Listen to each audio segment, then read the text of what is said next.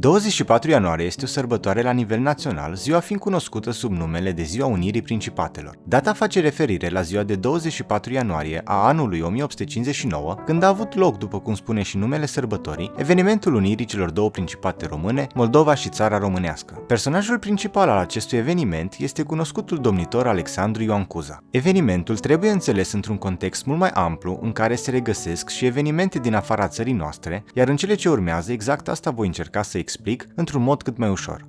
Așadar, să începem. Secolul al XIX-lea, secolul în care a avut loc evenimentul despre care discutăm, mai poartă denumirea și de secol al naționalităților, pentru că în întreaga Europa, nu doar pe teritoriul României, au avut loc mișcări și evenimente cu scopul de a se crea state naționale. Un stat național înseamnă o țară formată din teritorii locuite de membri aceleiași națiuni, mai exact din oameni cu elemente identitare comune, precum limba, religia, cultura, tradițiile și obiceiurile. Pe aceste criterii, în secolul al XIX-lea s-au creat majoritatea statelor naționale europene, precum Belgia, Grecia, România, Luxemburg, Italia, Germania și altele. Deși în cele două principate, la conducere se aflau reprezentanții poporului român, acestea totuși nu erau independente. Domnitorii celor două țări erau numiți și confirmați de către Imperiul Otoman și de către Imperiul Țarist. Țările erau sub suzeranitate otomană și nu puteau să aibă o politică proprie, iar sub pretextul unei așa zise protecții din partea Rusiei, țările depindeau și de aceasta. Astfel că un moment important în realizarea unei uniri și a formării unui stat național modern pentru români a avut loc cu ocazia unui război desfășurat chiar între cele două puteri de care principatele depindeau. Este vorba despre războiul Crimeei, încheiat cu pacea de la Paris din anul 1856. Cu această ocazie, în contextul dorinței de a limita expansiunea Rusiei, în cadrul conferinței, contele Walewski, ministrul de externe al Franței, a adus în discuție problema și dorința de unire a românilor. Astfel, principatele române au ieșit de sub protecția Rusiei și au intrat în garanția colectivă a marilor puteri europene. De asemenea, s-a decis organizarea unor adunări ad hoc, adică la fața locului, între cele două principate, prin care populația să fie consultată în privința acestei probleme. Rezultatele acestor adunări din 1857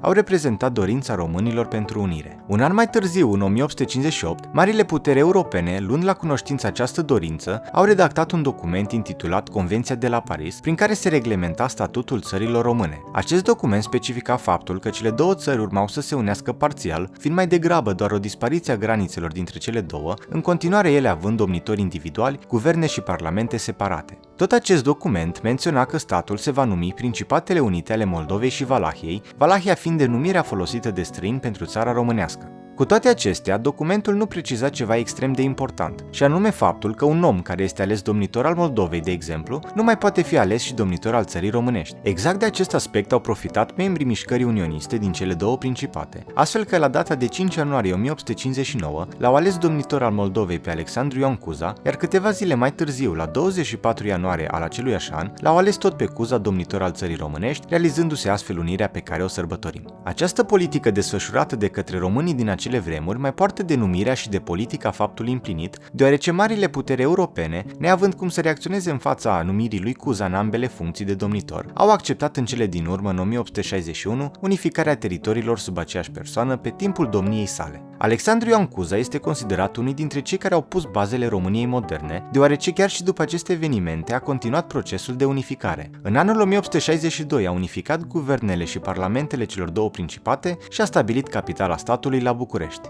Înainte de a încheia, este important de menționat faptul că aceste evenimente desfășurate în jurul datei de 24 ianuarie 1859 au făcut parte dintr-un proces mai larg de creare a statului național modern în România, care s-a încheiat simbolic la data de 1 decembrie 1918, dată pe care o sărbătorim ca zi națională. Dacă ți-a plăcut acest videoclip, nu uita să te abonezi și ne auzim în următorul.